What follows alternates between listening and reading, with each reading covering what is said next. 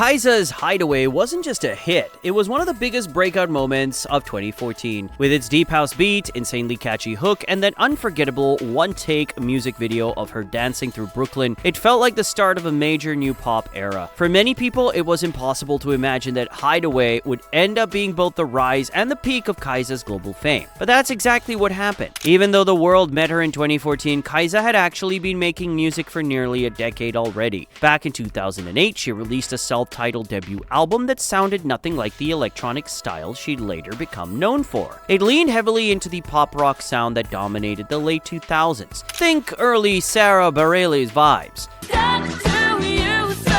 Stick with me.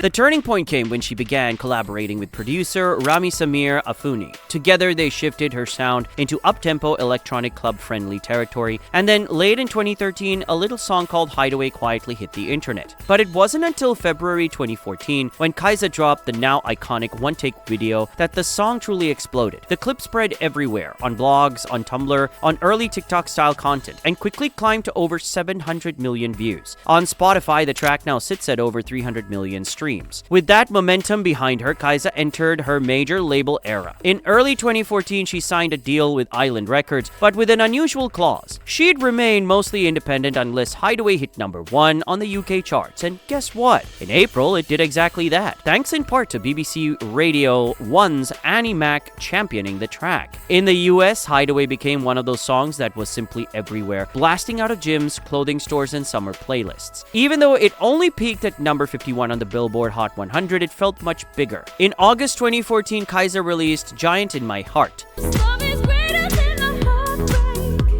It leaned even harder into 90s house nostalgia and hit #4 in the UK. But in the US, it didn't catch fire in the same way. And after that, the momentum started slipping. More singles were released, but none came close to the viral dominance of Hideaway. When Kiesza finally released her debut album, Sound of a Woman, critics were lukewarm and the project faded quickly from the charts. Behind the scenes, things were far more complicated than fans realized. Kiesza had signed a 2-album, 1 EP contract with Island. But after her post, Hideaway singles didn't perform at the same level. The label became unresponsive. She has since described that period as being stuck in limbo, unable to release music the way she wanted, yet unable to leave. According to Kiesza, Island refused to market the singles she chose. "I had to constantly annoy the label to let me go," she said in an interview. She claims her lawyers sent messages daily trying to negotiate her release, but the label kept holding on because they were still earning money from Hideaway, while she received only 15% of the profits from her master recordings,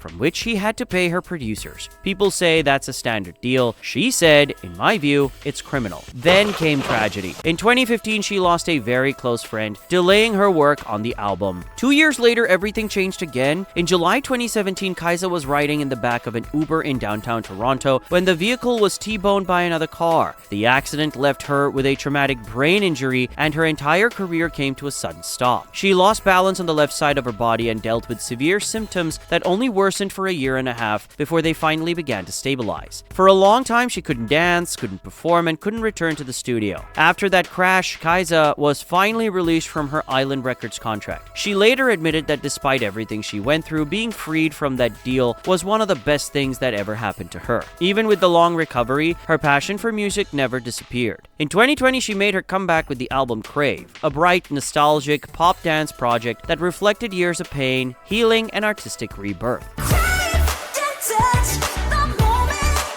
In 2023, she relocated to Norway, began teasing new material, and hinted at exploring even more experimental sounds.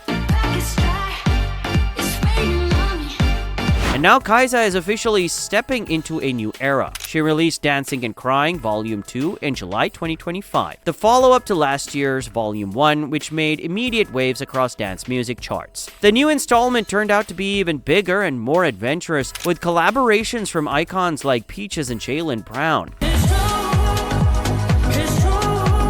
Kiesza later said the studio sessions for Volume 2 had an almost utopian energy. In her words, "It was a very easy volume to create with everyone. It's a volume you can lose yourself in, and that was intentional." After all the highs and lows, viral fame, label issues, tragedy, recovery, and reinvention, Kiesza continues to prove she's far more than a one-hit wonder. Or do you disagree? Share your thoughts in the comments. Did you know Kiesza? And have you listened to her new music?